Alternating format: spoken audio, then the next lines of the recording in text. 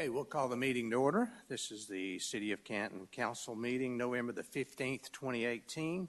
If you would, please stand and join me in the Pledge of Allegiance. Remain standing for the invocation.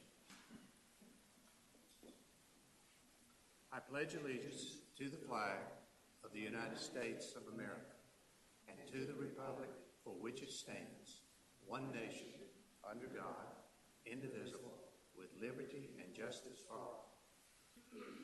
Bishop Gehring, would you like to give the invocation for us, please?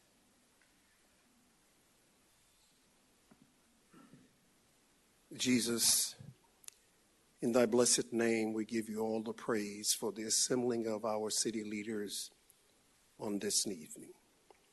Father, in the blessed name of Jesus, as we come to the ending of 2018, we thank you for the decisions that these leaders have made for the city of Canton. Thank you for their wisdom. Thank you for their knowledge.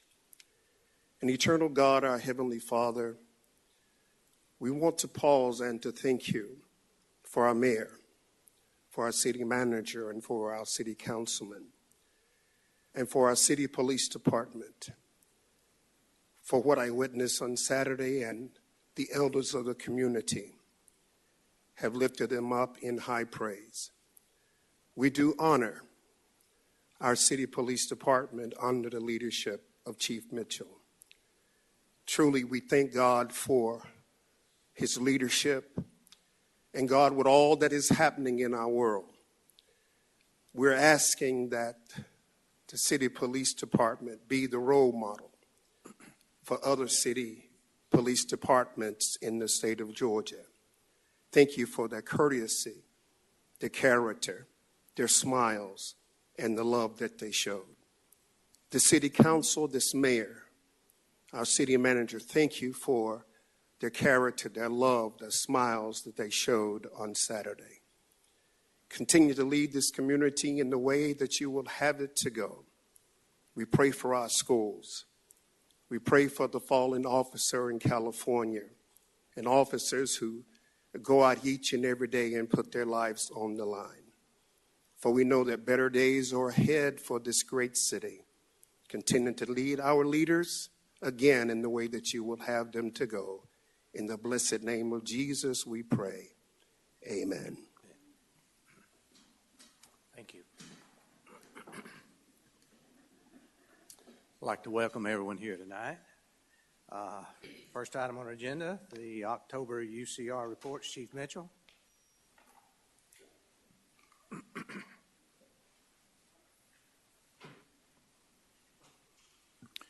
Evening, Mayor and Council, City Manager, thank you. We have our UCR report and our crime report for October 2018. Calls for service, just over 1,800 calls for service. And if you've had a chance to review, have our arrest of 88, traffic citations of 458, and then total contacts of 528. As in each month, our top criminal activity that we look to address each month is shoplifting. And as I told you before, we've been working with several of our stores in the area, and it has assisted with a decrease in that, in our the crime of shoplifting. Also, theft by taking. There's some crimes that we've addressed or we've answered. Also, looks like 13 thefts in the city that we addressed this past month. Accidents. You see the roadway of occurrence for accidents. Accidents were up this past month. We're probably expecting to be up this month as well because of the weather. We've had a lot of weather-related accidents and rain, with the rain and how wet it has been. When you see the areas of occurrence of Marietta Highway, Riverstone, and 575 southbound. Contributing factors are running red lights, failure to went in roadways. Some of them were speeding and then hands-free. We have several traffic operations scheduled coming up, the 16th and tomorrow and the 23rd. And we also have a community operation to where we're going to be at our stores, particularly over near Walmart and Chick-fil-A area, and also Canton Marketplace, to be seen and also make contact with citizens, and also pass out what we call safe car pamphlets just to remind people to not leave belongings, valuables in their cars when they go in the stores to prevent entering autos, and to lock their vehicles as well. That is going on tomorrow afternoon from 1:30 to 4:30.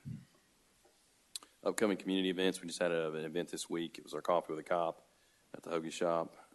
Roving roll call, we had our roll call briefing this past week down at, or last week, I'm sorry, at Birch Park off Chrysler. And then this Monday night, we will have a Facebook Live town hall meeting, or not a meeting, but a Facebook Live event with myself and the deputy chief, where it'll be broadcast over the internet and social media. So it's our first one, so we'll see how it goes. Monday night at 7. And then several arrests this week. I was asked about the graffiti down here on Railroad Street. We made 3 arrests in that.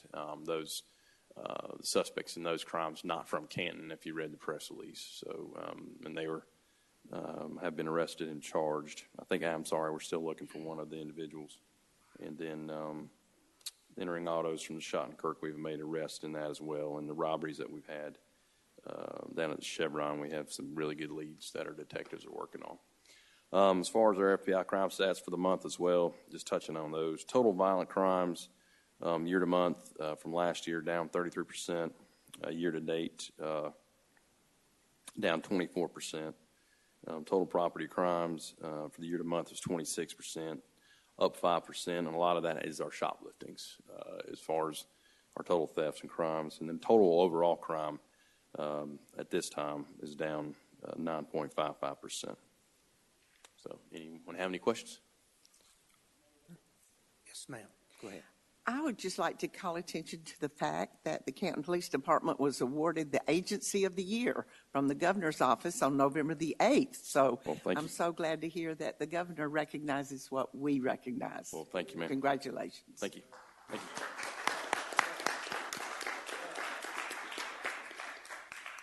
Thank you, Chief. Okay, I have a proclamation. Is Jenna Rowland? Okay. I'm going to read this, and then I'll come down front there and we'll present it to you, okay? This is a National Hospice and Palliative Care Month, November 8 to 2018. Whereas as Medicare's first proven coordinated care model, hospice is a program that works offering person-centered, compassionate care, ensuring people dignity, choice, and quality of life. And whereas the hospice model involves an interdisciplinary, team-oriented approach to treatment, including expert medical care, quality symptom control, and comprehensive pain management as a foundation of care. And whereas beyond providing physical treatment, hospice attends to the patient's emotional, spiritual, and family needs, and provides family services like respite care and bereavement counseling. Whereas in an increasingly fragmented and broken healthcare system, hospice is one of the few sectors that demonstrates how healthcare can and should work at its best for its patients. Whereas a growing body of peer-reviewed research indicates that timely access to hospice and palliative care can decrease hospitalizations and emergency room visits and increase quality of life for patients and family caregivers. And whereas every year more than 1.5 million Americans living with life-limiting illness and their families receive care from the nation's hospice programs in communities throughout the United States, and whereas hospice and palliative care organizations are advocates and educators about advanced care planning that help individuals make decisions about the care they want, and whereas the Centers for Medicare and Medicaid Services have pledged to put patients first in all of its programs, including hospice, ensuring a coordinated and patient-led approach to care, protecting patient choice and access to individualized services based on a patient's unique care needs and wishes. Now, therefore, be it resolved, I, Gene Hobgood, Mayor of the City of Canton, by virtue of the authority vested in me, do hereby proclaim November 2018 as National Hospice and Palliative Care Month, and encourage citizens to increase their understanding and awareness of care at the end of life, and to observe this month with appropriate activities and programs. Okay.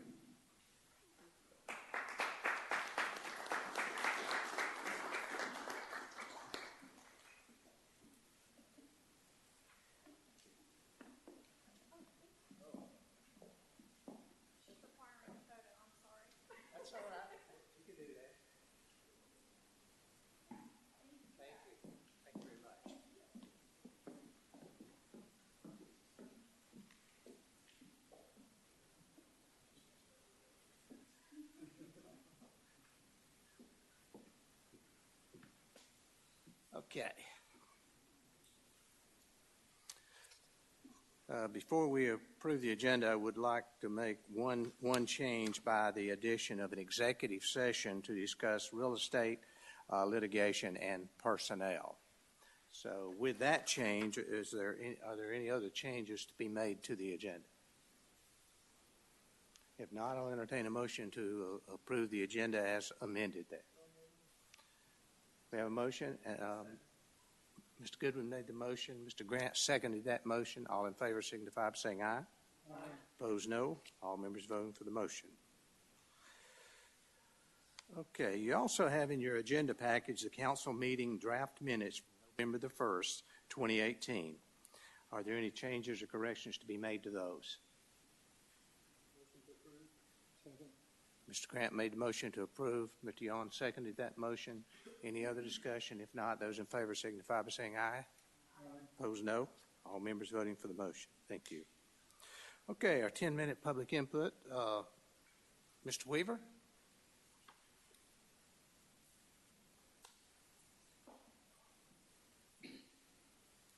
Mr. Mayor, members of council, my name is Thomas Weaver. I reside at 131 Old Marietta Road here in Canton, Georgia. Thank you first. Somewhat of a Christmas present, an early Christmas gift, but I'm very appreciative none the same. I noticed that the lockers had been installed, and I wanted to thank the city's administration and also council's willingness in order to adopt that policy based on state law and to move forward. Thank you. Secondly, maybe on a lighter note, I had the opportunity earlier this week to speak with at least 2 council members via telephonic conversation in regards to the now official approved tally where our electorate and your constituents voted 7-3. 7 out of every 10 people agreed for early Sunday morning alcohol sales. And in speaking with some city officials on that, I was going to place a request, and I wanted to do so publicly so that everyone can be apprised of what I'm asking for. First off, I had the opportunity and privilege to speak with Ms. Karen Murphy, Chief Mitchell's executive assistant from the police department, and I asked her to coordinate her efforts with Officer Corgery in their alcohol training server program so that the alcohol servers who are currently licensed by yourselves and the city to sell and dispense alcoholic beverages for consumption on premise will be trained as their permits come up for renewal on the change. And I would also ask that council, in conjunction with that, be willing to at least entertain conversation as to whether or not it would be appropriate for the city to send correspondence to each proprietor or license holder in our city limits who is licensed to sell and serve alcohol for consumption on premise, notifying them that they are now authorized, now that the tally and the vote has been made official, that they can commence early Sunday morning sales. In speaking with at least one council member, that I noticed that there may be some sort of resistance or that might be objectionable, and I certainly can learn to better appreciate not the city's council's responsibility to notify the general public every single time the council makes a decision, or in this case, the electorate. But I think it's a significant enough of a change. After all, there once was a time not too many years ago where alcohol was forbidden to be sold on Sunday, and now it can be done even as early as 11 o'clock in the morning. So, and looking at some media releases from the Sixes Patch, which is an online media newspaper, the city managers of both Holly Springs and Woodstock, Mr. Jeff Moon and Mr. Rob Logan for Holly Springs and Woodstock, have both said that they are going to hand deliver letters to their proprietors.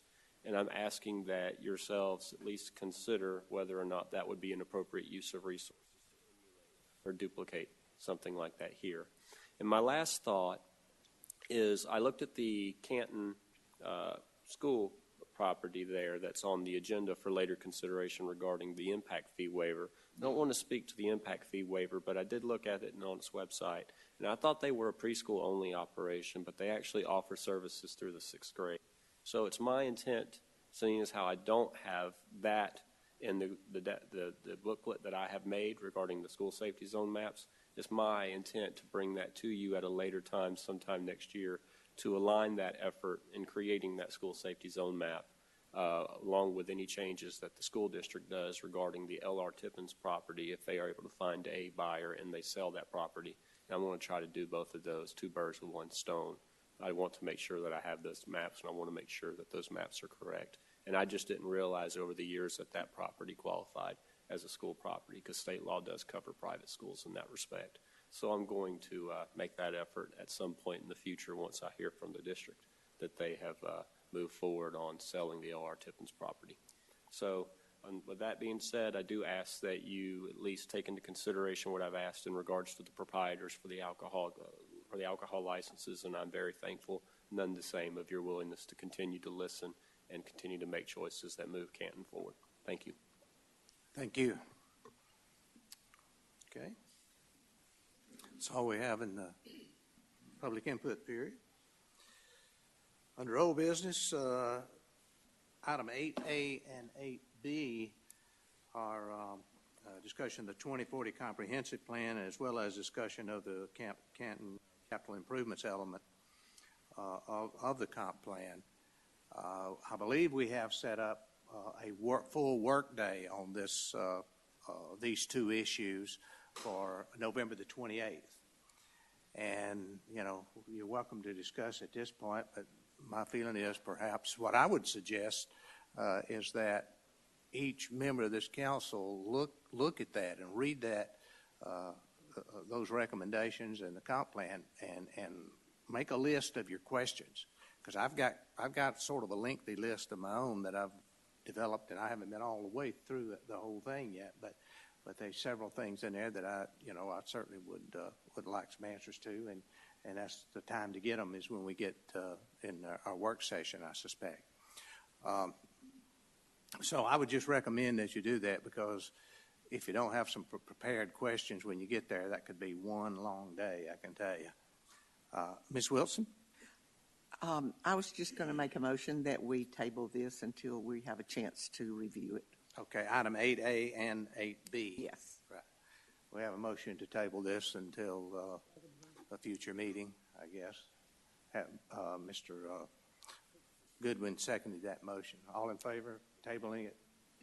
Okay, we're just going to move our discussion until the 28th, and it will be a public meeting as well, so anyone that wants to be present can certainly be there for that meeting.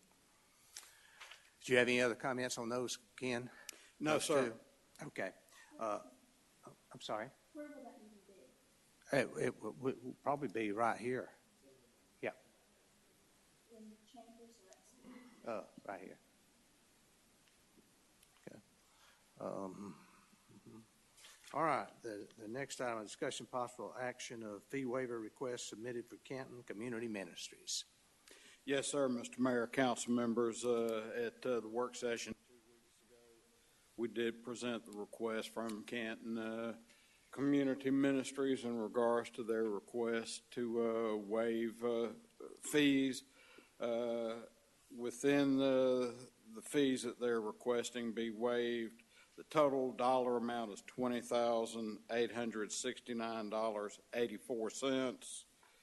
Of that, $4,140.50 is with plan reviews, building permit fees, CO fees, fire permit fees. The remaining total, $16,729.34, is in regard to impact fees. It was discussed 2 weeks ago. I'm here to answer any questions any of you might have in regards to this request.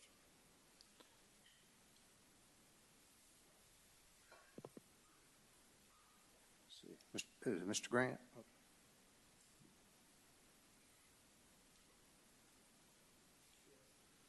Is it on? Okay, there we go. It's on it. Just, again, reviewing the meetings on this, I believe it was discussed that waiver of impact fees would have to be made up from the city, either from general fund or possibly from SPLOST funds, correct? That is correct, Councilor Grant. Georgia state law for impact fees does have language, as well as the local city of Canton, in which if there is a reduction or a waiver of impact fees, the city must repay the impact fee funds from another revenue source available to the city of Canton. So I think with that,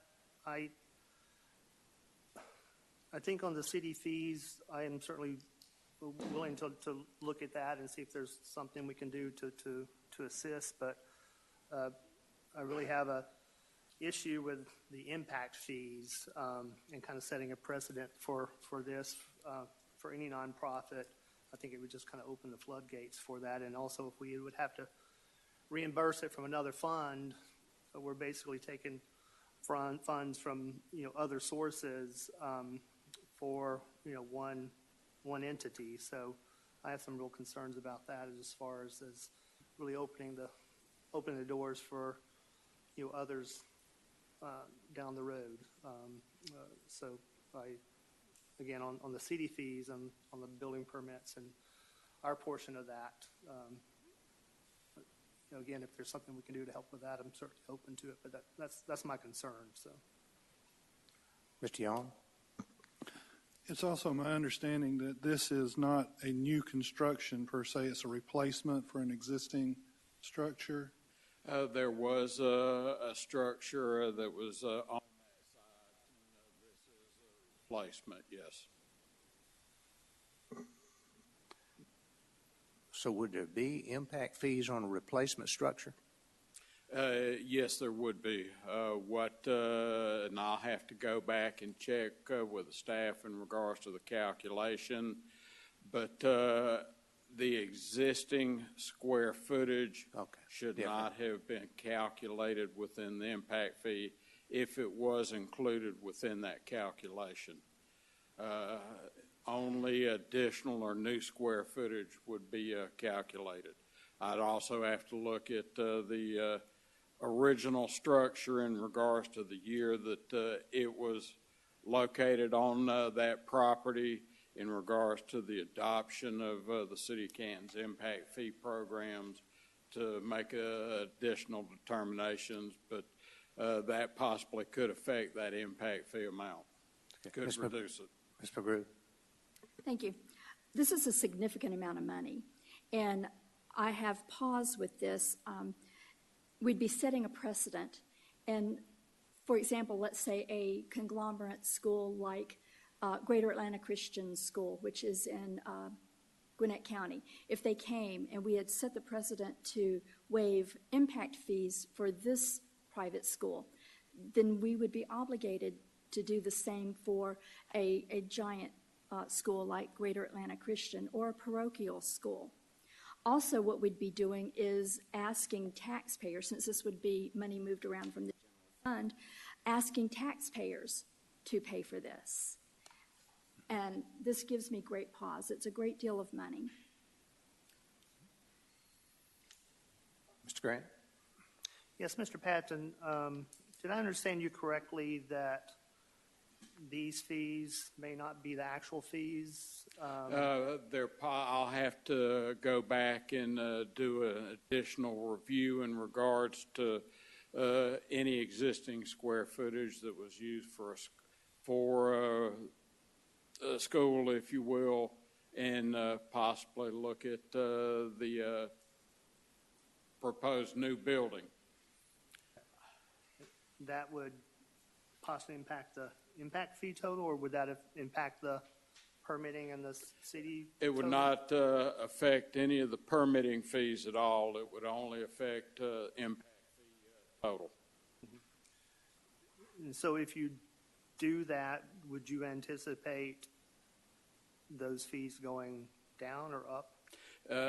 If it's determined with my additional research that only new square footage, and most likely it would go down. Okay. It would not increase because there's not additional square footage to be calculated. I'm wondering if we shouldn't have those figures in front of us.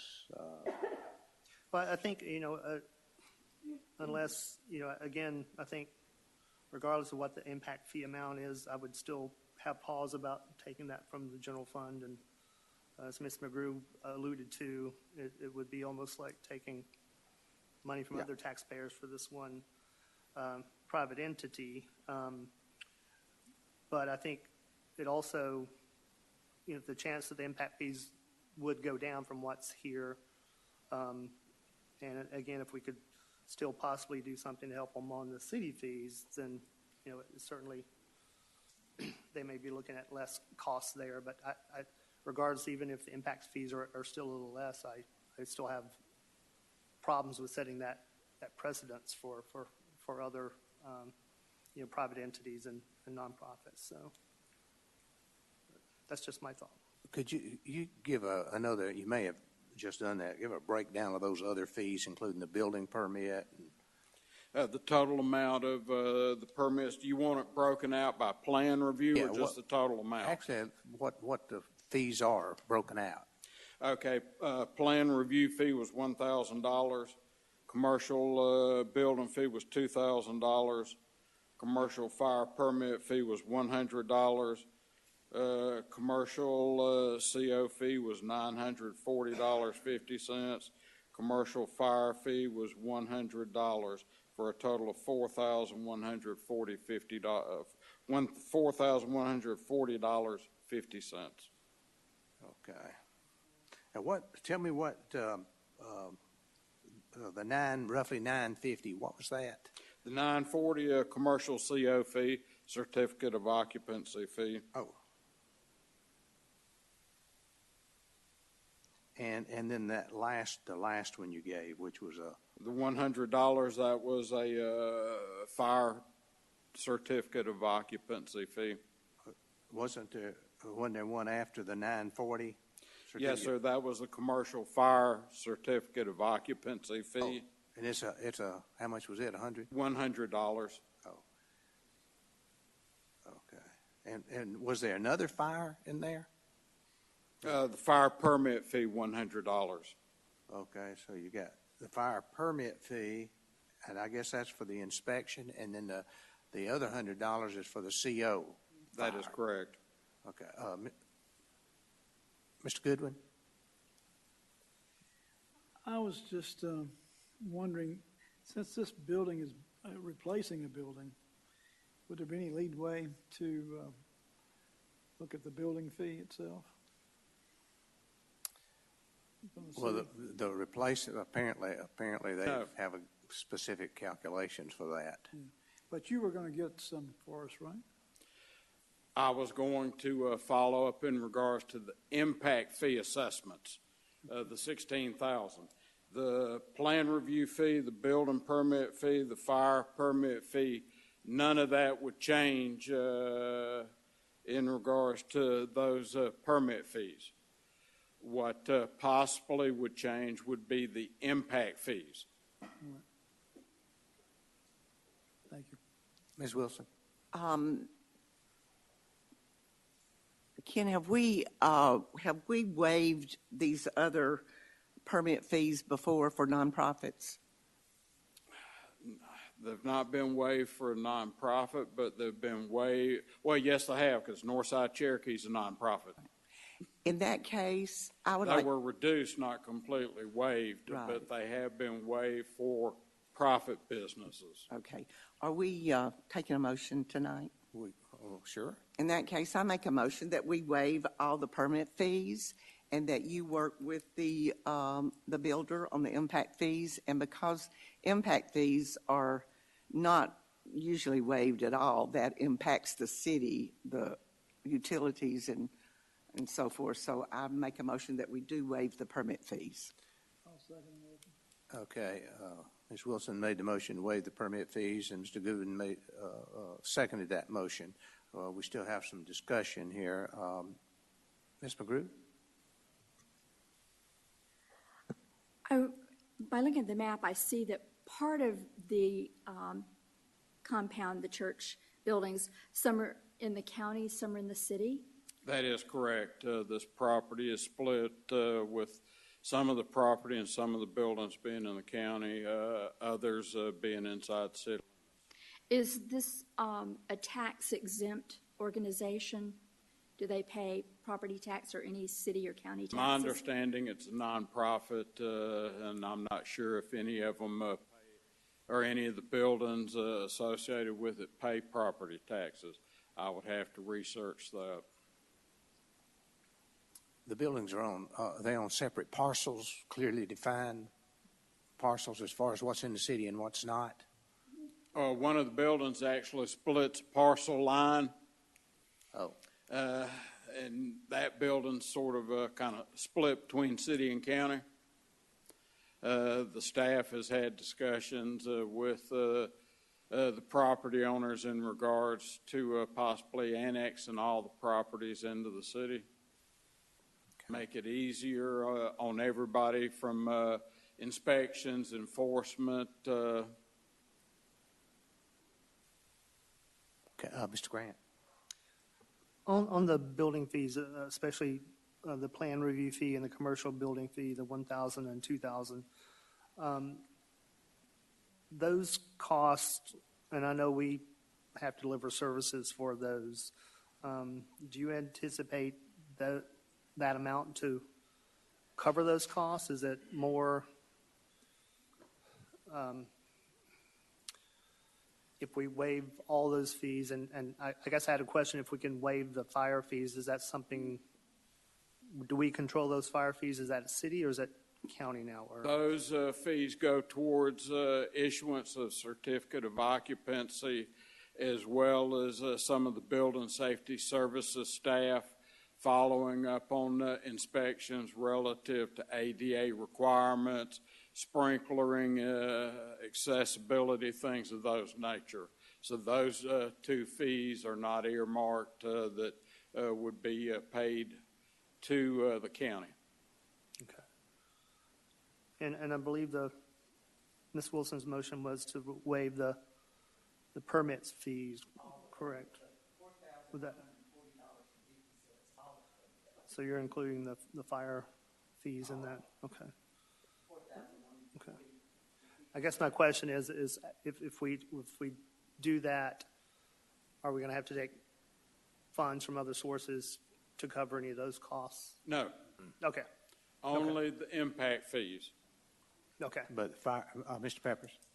I was just going to mention that, so on fire, all of that related with the permit fees, we do that in-house. Those are our inspections, and so because of that, we would just be doing that, pro bono.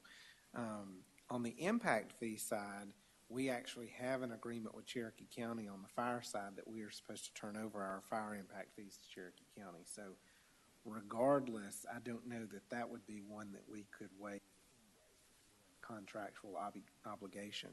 And to answer Ms. McGrew's question, these parcels do not pay property taxes in either the city or the county. Ms. McGrew, you have anything? Okay, I'm sorry.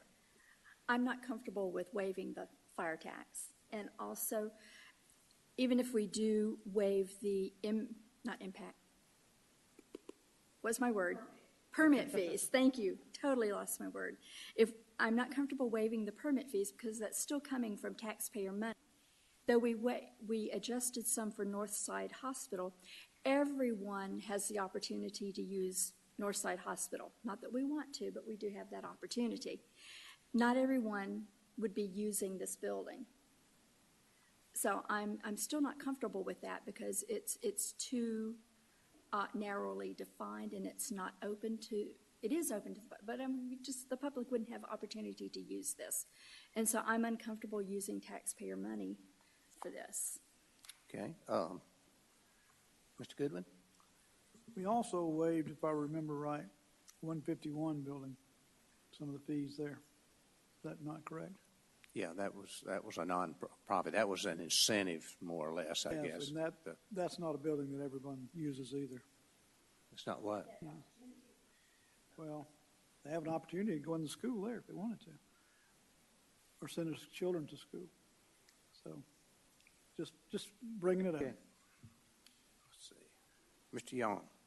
Yeah, I would also mention that the church that runs the school and the school have been members of this community as long as I can remember, and probably much longer than that.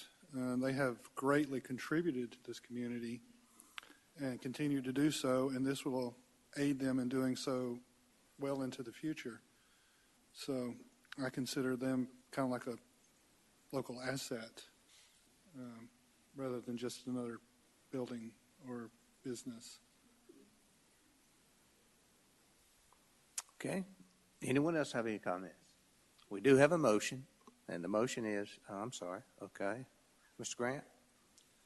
Oh, and I guess just to confirm, so the permit fees, if we waive those, we don't have to take money from any other, we're basically donating those services, correct? So it's not like we would be taking money from other funds or the taxpayer funds. And then, and one other question, but it slipped my mind, so I'll shut up. Ms. McGrew? Ms. Wilson asked about the impact fees, and we would get more different numbers. Are you asking for a delay in getting information on that? No, I just feel like we need to go ahead and vote on waiving the permit fees, and then have Mr. Patton negotiate with the developer, the builder, with the impact fees, because I'm not in favor of waiving those, since that is not part of my motion. My motion is to waive only the permit fees. May I continue addressing Ms. Wilson? You may. Thank you. Both of you are, well. Oh, yeah, thank you. So you understand, I have areas of discomfort. So could you enlighten me on how you're comfortable doing that and your rationale, so that help me understand and make it, I would like to vote for this. I just need to understand more. The permit fees that I'm asking to be waived would not come from taxpayer money. That would be our staff donating those services to the builder. And we've done that. We're not setting a precedent. We've done that several times before. I can remember that. And particularly with a nonprofit, and as Mr. Young pointed out, they've been a member of the community for a long time. As far as the impact fees go, we're not voting on that tonight. In my motion, we're only voting to waive the permit fees, which don't come from taxpayer money.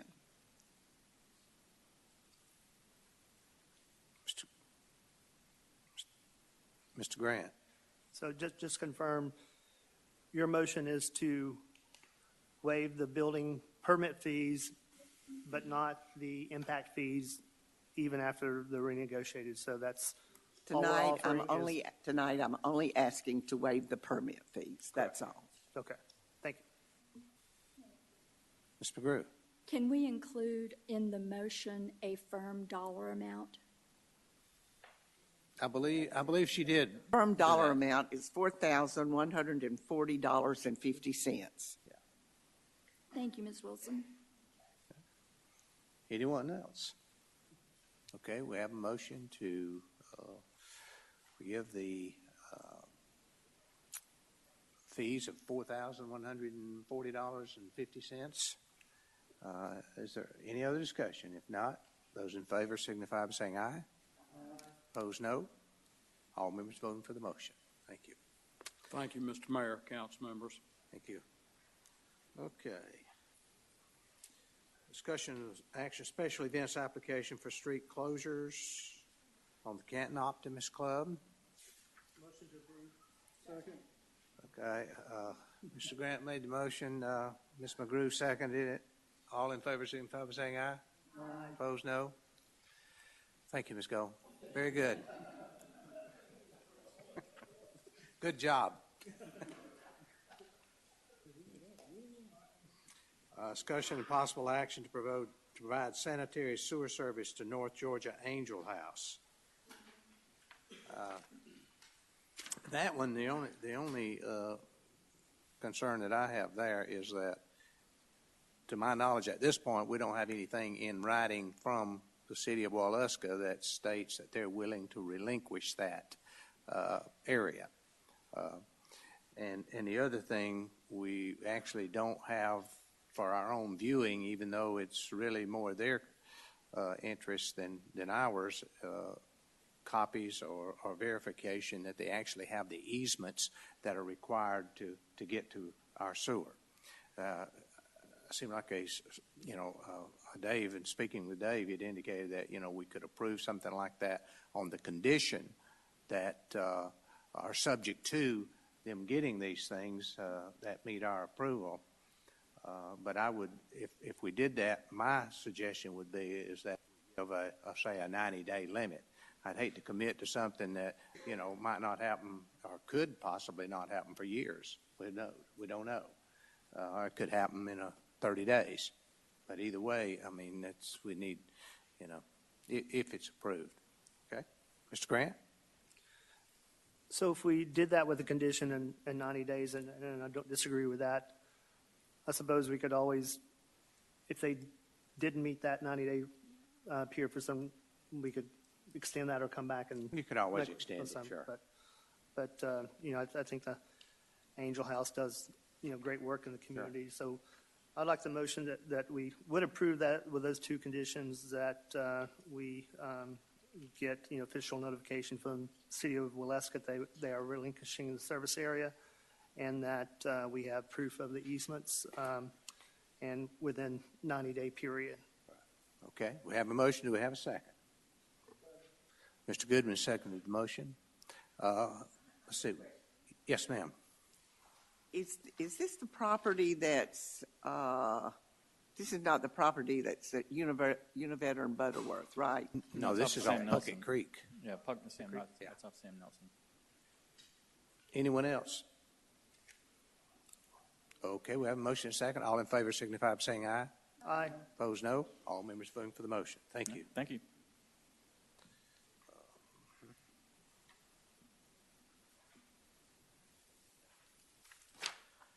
Okay. City Manager's report. Actually, I have the municipal services agreement on the hearing. Oh, I'm sorry. Part of the Angel House was at the top of that page, too. Okay, discussion possible action of the magistrate agreement. First appearance.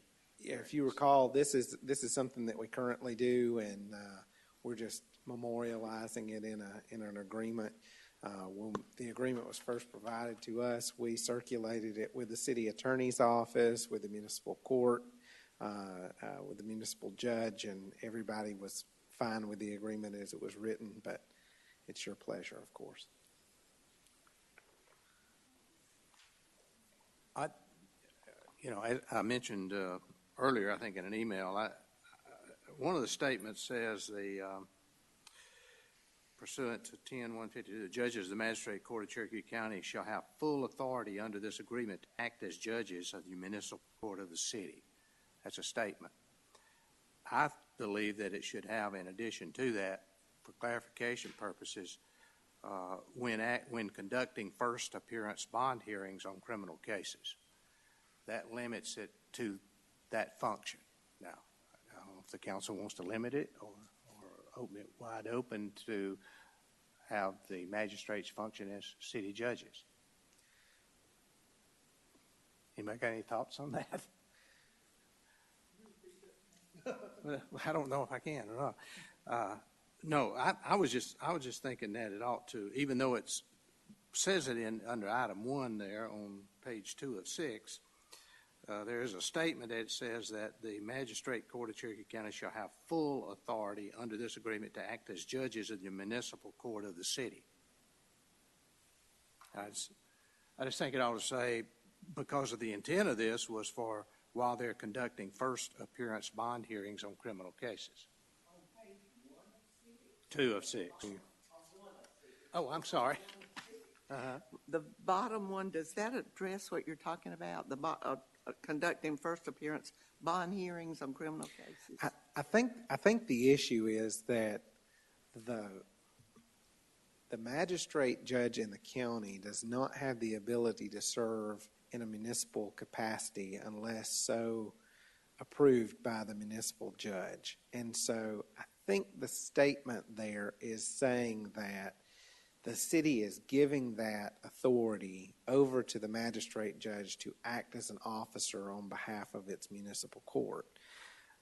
I think they try to clarify that a little bit further down when they say the Magistrate Court of Cherokee County shall simply provide assistance to the city by conducting said first appearance hearing as needed and as requested by the city, subject to the availability of their personnel and facilities.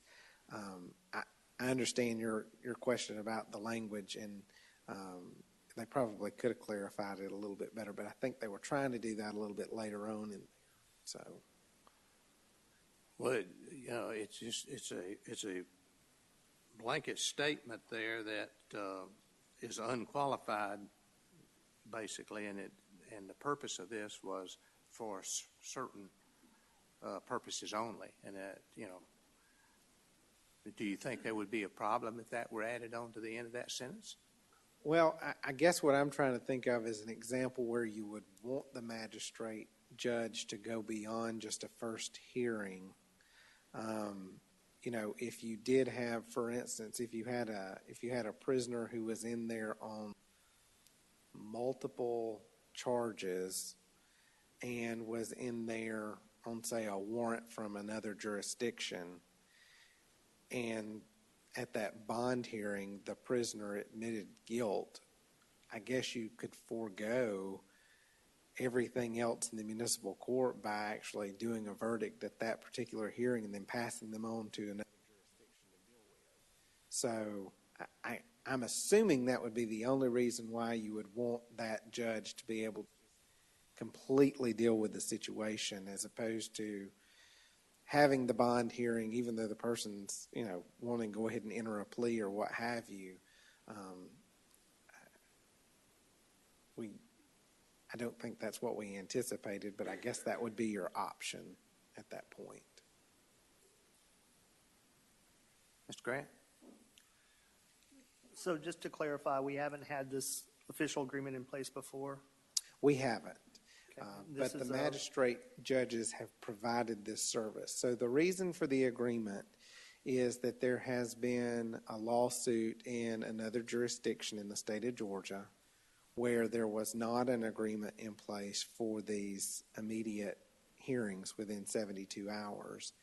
And individuals were claiming that they were basically being held in jail until municipal court would convene 2 or 3 weeks later. And so in this agreement, what we're basically saying is we don't have to send our municipal court judge to the jail every day to have these hearings. The magistrate court already has staff at the jail doing their hearings, and they can just do that on our behalf. So this would cover us for that? It would. In the interim. And I know this is going to be a 1-year agreement, so it would be renewed yearly. And then I know it has a termination clause of 60 days by either party if there were to be some issues. That's correct. Okay. And honestly, other jurisdictions in the county handle it a little bit differently. Some of the smaller jurisdictions don't have that many offenders that are at the jail or that are brought into the jail, and their municipal judge is willing to go down there and actually do it. We would probably have our judge down every day out of the month doing these. So it's more efficient for us to use the resource that the county already has there. And this does not extend beyond the terms of the current chief magistrate judge. That's correct. I mean, if everybody's happy with it, it just seemed to leave it wide open when it says they can be judges in the municipal court, period. I mean, that tells me that they could do anything as far as municipal court can go. And I'm not sure whether that was the intent of this or not. I think it's limited in scope, but that statement specifically says that they would be considered judges in municipal court. We might be able to save a lot of money and just let them deal with everything at the jail. Well, yeah, maybe. Miss Fitz isn't here tonight to defend that, so I won't let her know about that statement. Okay. Mr. Grant. I do think that it goes on to say, that as requested by the city, so I would hope that would cover us. My other question was sort of this agreement. How long did it take to get to this point, to have this agreement? Was it a lengthy process? Or? No. Basically, for your background, this agreement was an agreement that came from Cobb County that one of the cities had worked with on there, and it's basically been a model agreement that cities have started sharing after this lawsuit came out. I believe the municipal court judge in Woodstock actually got this agreement from Cobb County. They had the first conversations with Cherokee County on it, and then the county turned around and sent draft copies to all the other cities that they provide the service for and said, this is our standard agreement. I mean, I think the possibility of, the litigation of the 72-hour sort of while we're doing this, could be a possibly greater, a problem for us than maybe the language may be. But and again, with the 60-day out clause that we could, get out of it if we do have some issues like that, I think I'd be more comfortable going ahead and improving that. So, but I'll make a motion to approve. Have a motion to approve. We have a second. Second. Mr. Yon seconded the motion. All in favor signify by saying aye. Aye. Opposed, no. All members voting for the motion. Thank you.